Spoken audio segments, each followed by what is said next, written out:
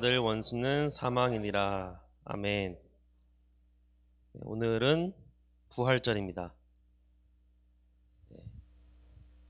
박수 한번 치고 시작할까요?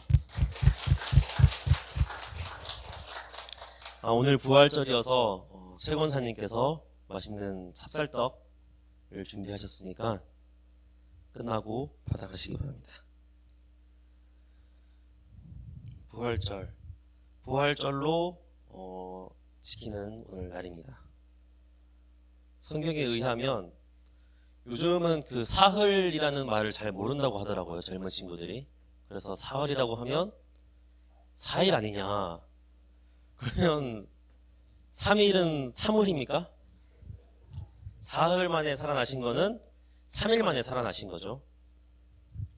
그래서 우리가 통상적으로 알고 있기에는 금요일에 돌아가셔서 금요일, 토요일, 일요일, 그러니까 3일째 되는 날 부활하신 걸로 알고 있습니다. 우리가 그 전에 그 죽음에 대해서 여러분 경험이 좀 많으세요? 죽음. 사람이 죽으면 사람 몸에 일정한 그 현상이 나타납니다. 그것을 사후 변화라고 부른다고 해요. 이 몸에, 영혼이 떠난 몸에 생기는 변화를 사후 변화라고 부릅니다. 여러 가지 현상이 나타나는데요. 첫 번째로 얼굴이 창백해진다고요. 창백해진다고요. 사람이 살아있을 때는 피가 온몸에 돌잖아요. 그래서 온몸 구석구석까지 피가 돕니다. 얼굴에도 피가 가고 발끝까지 가고 손끝까지 가고, 그래서 살짝 불그스름한 이런 끼를 띠게 되는데, 사람이 죽고 나면 이 펌프질을 해주던 심장에서 그 펌프질이 멈추면서 피가 끝까지 가지 않게 되는 거예요. 그래서 피는 액체지 않습니까? 중력의 영향을 받아서 누워있다면 뒤쪽으로 모이게 되는 거예요. 그러니까 얼굴 쪽에는 피가 없어서 창백하게 되는 거죠. 그래서 이 피가 중력의 영향을 받아서 아래쪽으로 가라앉는 거를 시반이라고 합니다. 두 번째는 사랭이라고 해서 체온이 하강하는 현상이 나타나요. 근데 사망하자마자 체온이 바로 낮아지진 않고 한 3시간까지는 완만하게 낮아진다고 합니다.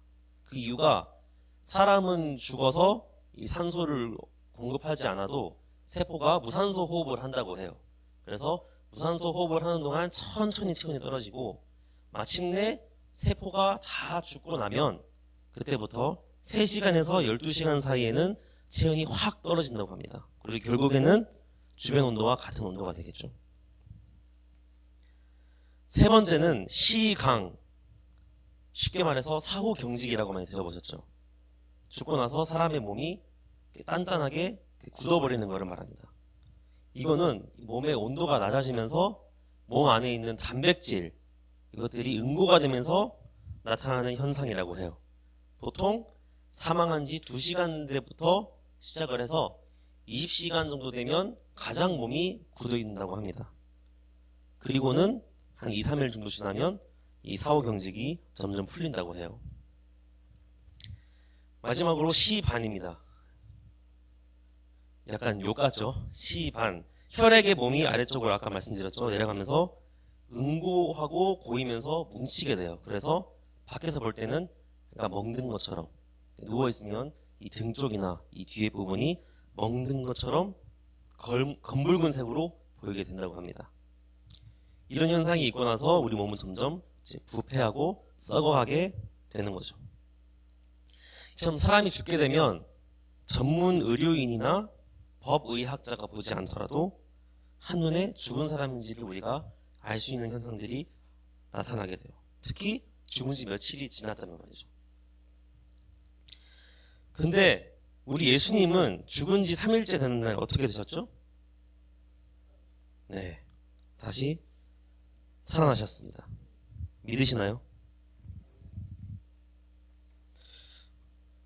솔직히 우리 한번 까놓고 얘기를 해보자고요.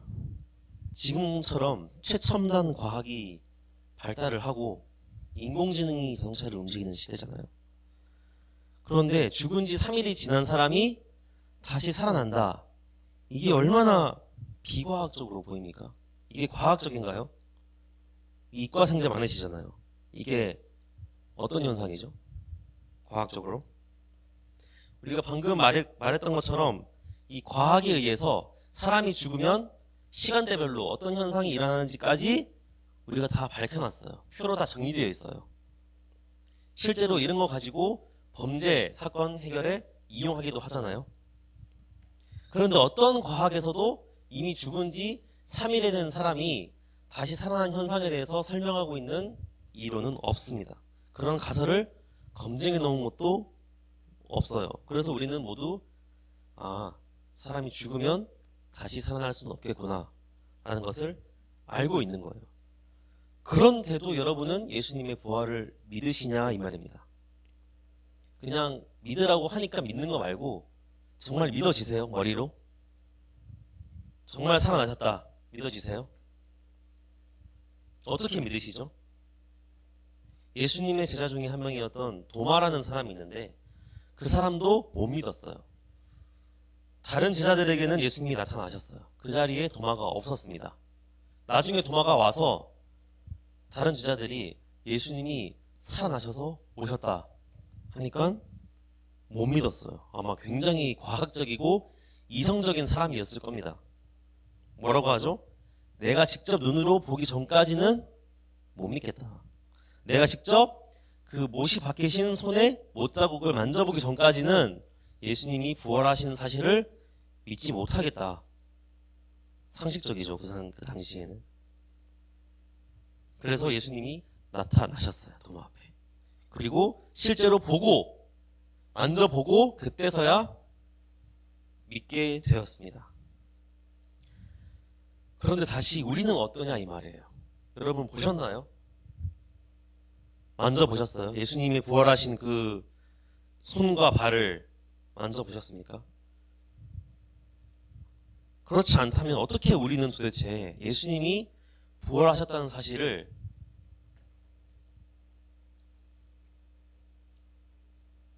철석같이 믿고 이 자리에 앉아 계시나요? 어떻게? 사실 우리가 믿는 이 예수님의 부활이라는 것이 만약에 가정을 해볼게요. 없다면, 거짓이라면 어떨까요? 그 당시의 제자들이 거짓말을 한 거라면, 예수님이 대단하다라는 신화를 쓰기 위해서 거짓말을 한 거라면 어떨까요? 이에 대해서 바울이 말합니다. 오늘 본문 바로 앞에 나오는 내용이 있는데 고린도전서 15장 16절에서 19절까지 말씀을 한번 읽어보겠습니다. 말씀이 있나요? 네, 한번 읽어보겠습니다. 시작. 만일 죽은 자가 다시 살아나는 일이 없으면 그리스도도 다시 살아나는 일이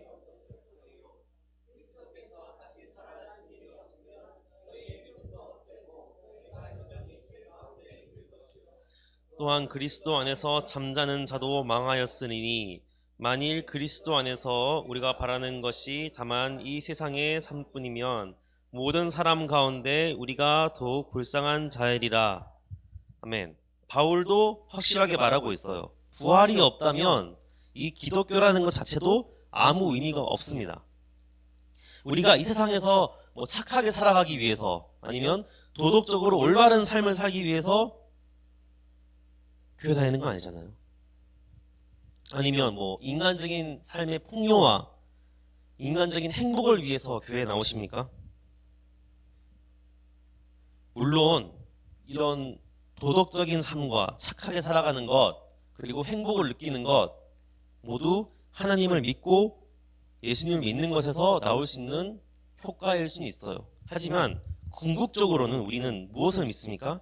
하나님 나라를 믿지 않습니까? 이 세상의 끝이 아니고 우리가 죽음을 이기고 그 나라에 간다는 사실, 그게 바로 성경이 말하고 있는 진리라는 것입니다. 여러분, 유명한 영화 중에 매트릭스라는 영화가 있어요. 다 보셨나요? 안 보셨으면 한번 보세요. 여기가 그 성경적인 모티브를 굉장히 많이 따왔다고 합니다. 그래서 성경의 어떤 그런 지명도 많이 나오고요. 그 동네 이름이 시온이에요. 시온. 그리고 여러 가지 이제 성경적인 구조나 그런 구성들을 많이 따왔다고 하는 영화인데, 이 매트릭스라는 영화에 보면 이런 장면이 나옵니다. 주인공이 있어요. 주인공이 해커예요. 해커. 컴퓨터로 이렇게 해킹하는 사람인데, 뭐 평범한 삶을 살아가고 있습니다. 근데 어느 날 누군가 주인공에게 찾아와서 이렇게 말합니다. 뭐라고 말하냐? 이 세상은 진짜가 아니며 기계들이 만들어 놓은 허상이다. 이렇게 말을 해줘요. 그리고 그 허상이 이 영화에서는 매트릭스라고 하는 것입니다. 그 영화의 배경을 보면 기계와 인간이, 지금도 기계의 인공지능이 엄청 발달했잖아요. 이 영화는 아주 먼 미래를 나타내고 있는데, 기계와 인간이 전쟁을 했어요. 그런데 기계가 압도적으로 승리를 합니다. 그래서 인간을 지배를 하는 거예요. 그런데 그 전쟁을 하는 가운데 태양의 빛을 못 받아서 기계들이 에너지를 얻을 수 없게 된 거예요. 그래서 어떻게 해요? 그 에너지를 얻을 수 있는 소스가 바로 인간이었던 거예요. 그래서 인간으로부터 그 영양분을 얻기 위해서 인간을 가둬놓고 꽂아서 무엇인가를 영양분을 빼놓고 있었습니다.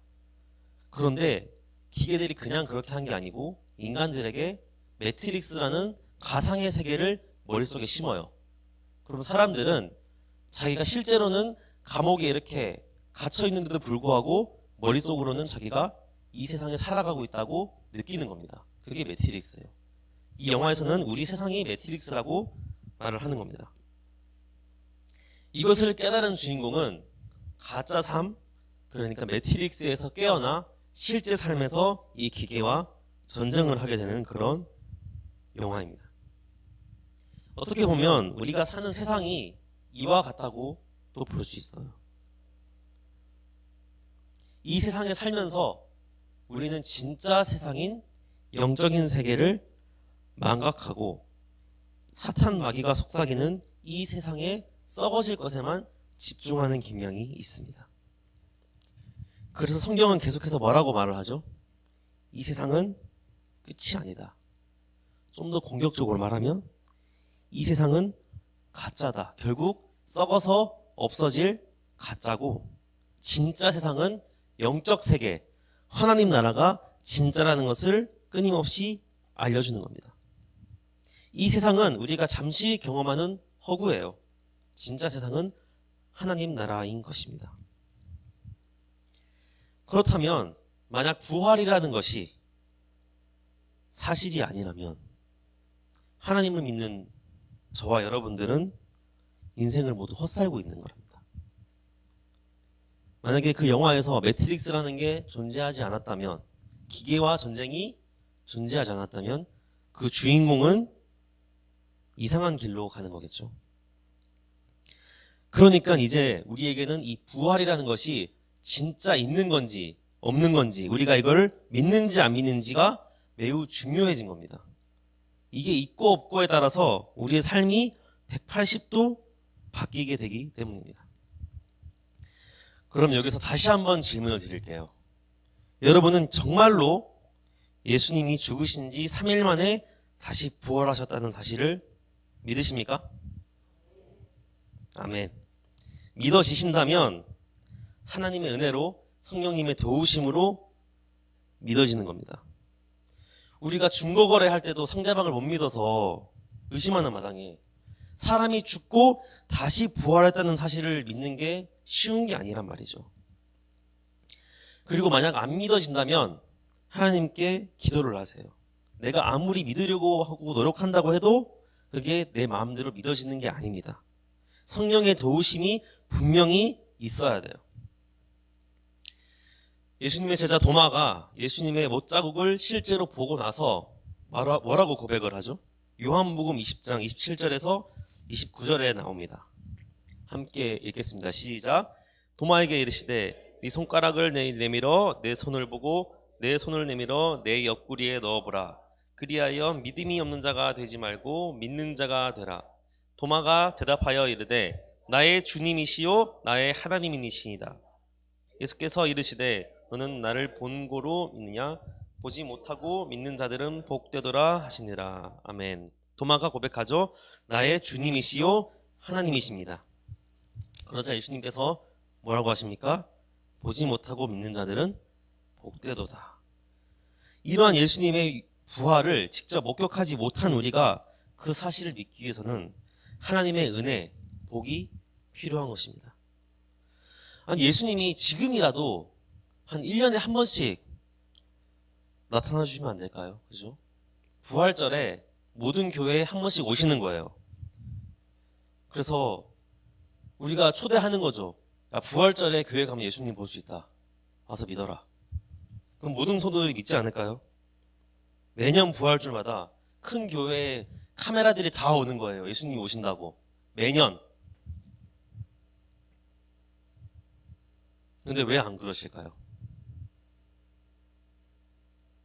성경에 의하면 예수님은 하나님 곁으로 올라가시고 난 뒤에 누구를 보내주셨죠? 성령님을 보내주셨어요. 그 성령님을 통해서 우리가 실제로 보지 않지만 믿어질 수 있게 되는 것입니다. 실제로 우리가 경험하지 않았음에도 예수님의 존재와 또한 그분이 나를 위해 죽으시고 다시 부활하셨다는 사실을 믿게 해주신 겁니다. 예수님이 부활하시고 그때 당시에 그냥 하나님 옆으로 가신 게 아니에요. 수많은 사람들에게 자신의 부활한 모습을 보여주셨습니다. 그러나 그때 유대인들은 모두 예수님을 믿었을까요? 안 믿었습니다. 마태복음 28장 17절에 보면 이런 말이 나옵니다. 예수를 배웁고 경배하나 아직도 의심하는 사람들이 있더라. 예수님이 부활해서 나타나셨는데도 의심을 한 거예요. 진짜 예수님 맞나? 다른 사람 아니야? 그 당시에 비어있는 무덤을 보고 당시 사람들 중에는 이렇게 생각하는 사람이 있었어요. 첫 번째, 예수님은 사실 진짜 죽은 게 아니다. 잠깐 기절했다가 무덤에서 탈출을 하신 거다. 이렇게 생각하는 사람이 있었고, 두 번째, 그 마리아와 여인들이 예수님의 무덤을 찾아갔잖아요. 알고 보니 잘못된 무덤을 찾아간 거다. 이렇게 주장하는 사람도 있어요. 그러니까 예수님의 무덤이 아닌데 찾아가서 예수님이 없으니까 부활했다. 이렇게 주장하는 것이다. 또 세 번째, 도둑들이나 제자들이 예수님의 시신을 훔쳐가고 예수님이 부활했다고 거짓말했다. 이런 식으로 믿고 싶지 않았거나 믿지 않았는 사람들이 있습니다. 사실 생각해보면 우리가 실제로 무엇을 본다고 해도 마음이 움직여지지 않으면 믿어지지 않아요. 그러나 성령님이 우리의 마음을 움직이시면 우리가 실제로 보지 못했고 경험하지 못했고 정말 2000년 전에 일어난 일임에도 불구하고 그것이 믿어지며 예수님의 죽으심과 부활이 나로 인한 것임을, 나 때문임을 믿을 수 있게 되는 것입니다. 이게 바로 예수님이 우리에게 보내주신 성령님의 놀라운 역사인 거죠. 우리가 자꾸 인간의 어떤 과학적인 방법으로 하나님의 역사를 증명하려고 해선 안 됩니다. 예수님이 도시락 하나로 5,000명을 먹이셨잖아요. 확실해? 과학에 의하면 그것은 질량 보존의 법칙에 어긋나는데? 물리를 걸으셨어? 물의 장력이 그렇게 센가? 중력의 법칙이 어디 갔지? 이렇게 인간이 겨우 조금 발견한 그 이 세상의 몇 가지 법칙들, 그 과학 법칙들을 가지고 이 세상을 창조하신 하나님을 판단을 한다? 이 세상은 하나님이 창조하신 세상이에요. 만약에 인간의 과학으로 하나님을 증명할 수 없다면 그것은 인간의 과학의 수준이 그거밖에 안 되는 거지 하나님이 존재하지 않는다는 게 아닌 것뿐입니다. 우리가 5m짜리 줄자를 가지고 지구와 태양 간의 길이를 잴 수 있습니까? 없잖아요. 우리가 집에 하나씩 있는 체중계를 가지고 지구의 무게를 몇 킬로인지 잴 수가 있어요? 없잖아요. 왜 인간이 아직 지혜가 부족하고 하나님을 이해하기에는 너무 어리석은 것을 가지고 하나님이 존재하지 않다, 예수님의 부활은 과학적으로 이성적으로 말이 안 된다, 이렇게 말을 할 수 있겠냔 말이죠. 제가 학교 다닐 때 강의 시간에 이런 말을 들었어요. 신이 없다고 주장하는 사람들이 있죠. 무신론자들. 신이 없다는 믿음 또한 또 하나의 신앙이라는 거예요. 신이 없다는 믿음. 뭐를 믿는 거죠? 자신의 이성을 믿는 거예요. 내가 생각해보니까 신은 없어. 내 이성을 믿는 거예요. 내 합리적인 판단을 믿는 겁니다. 내가 이해되고 논리적으로 풀이되는 것만 사실이라는 바로 그 신앙을 가지고 있는 거예요. 길어봤자 수십 년밖에 되지 않은 여러분의 스스로의 경험에 의한 이성을 믿으시겠습니까? 아니면 창세전부터 이 모든 것을 계획하신 하나님이라는 분에 대한 기록인 성경을 믿으시겠습니까? 오늘 본문을 보면 사도 바울이 확실하게 말하고 있습니다. 고린도전서 오늘 본문 15장 20절 한번 같이 읽어보겠습니다. 시작. 그러나 이제 그리스도께서 죽은 자 가운데서 다시 살아나사 잠자는 자들의 첫 열매가 되셨도다. 그러나 이제, 왜 그러나일까요?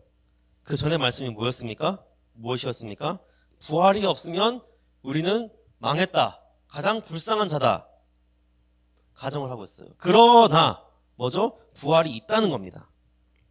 예수님이 죽은 자 가운데서 다시 살아나셨다는 거예요. 21절 22절을 보면 사망이 한 사람으로 말미암았으니 죽은 자의 부활도 한 사람으로 말미암는도다. 아담 안에서 모든 사람이 죽은 것 같이 그리스도 안에서 모든 사람이 삶을 얻으리라. 제 설교를 예전에 들으신 분이 있다면 아마 기억하실 수도 있는데 아담에 대해서 한번 말씀을 드렸거든요. 아담으로 가면 우리가 언제부터 죽게 되었죠? 아담 이후로, 아담의 범죄 이후로 우리가 죽게 되었습니다. 원래 우리가 죽는 게 당연한 게 아니었어요. 그러나 아담의 범죄 이후에 죽음이 우리를 지배하게 되었습니다. 이제는 우리가 당연히 죽는 게 당연한 게 되었어요. 모든 인간은, 태어난 인간은 하나도 빠짐없이 죽음 앞에 굴복하게 되었다는 거예요. 그러나 오늘 성경을 보면 한 사람으로 말미암아, 누구죠? 아담의 범죄로 말미암아 모든 사람이 죽은 것처럼 다시 한 사람으로 말미암아 다 살았다. 누구죠? 그리스도입니다. 예수님입니다. 예수님께서 인간의 몸으로 오셔서 사람으로서 죽으신 거예요. 우리의 죄를 대신 짊어지고 죽으셨다가 다시 살아나셨기 때문에 더 이상 우리는 우리의 죄로 인해서 죽지 않게 되었다는 것입니다. 26절을 보면 맨 나중에 멸망받을 원수는 사망이니라. 예수님께서 사망이라는 원수를 멸망시키사 다시는 사망이 우리를 지배하지 못하게 하신 것입니다. 우리가 더 이상 사망의 지배 아래 있지 않아요. 그러면 누구의 지배 아래 있습니까? 예수님의 지배 아래에 있는 자들입니다. 갈라디아서 2장 19절 20절을 함께 읽겠습니다. 갈라디아서 2장 19절에서 20절 말씀입니다. 시작. 내가 율법으로 말미암아 율법에 대하여 죽었나니 이는 하나님에 대하여 살려 함이라. 내가 그리스도와 함께 십자가에 못 박혔나니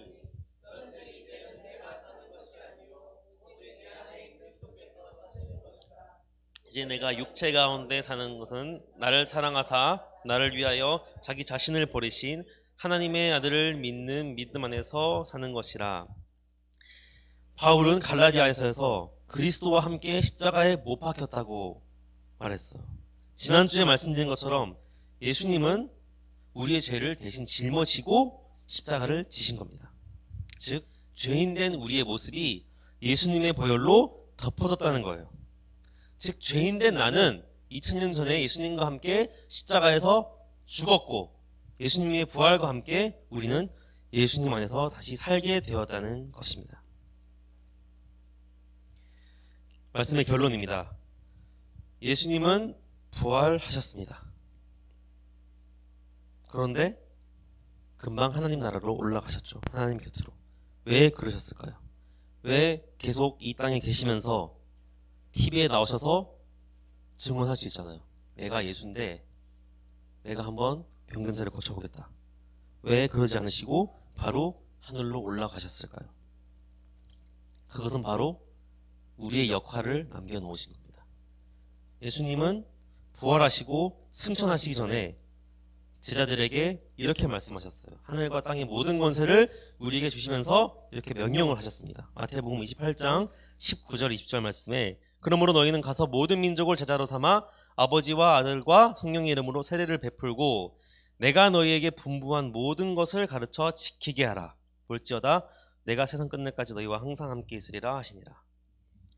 예수님은 충분히 스스로 모든 역사를 완수할 수 있었으나 우리에게 맡기셨어요. 우리가 그 하나님 나라에 당당하게 참여할 수 있도록, 우리가 그 위대한 하나님의 사역을 감당하는 하나님의 자녀가 될 수 있도록 우리에게 명령을 하신 겁니다. 예수님은 이 땅에서의 임무를 마치셨기 때문에 올라가셨어요.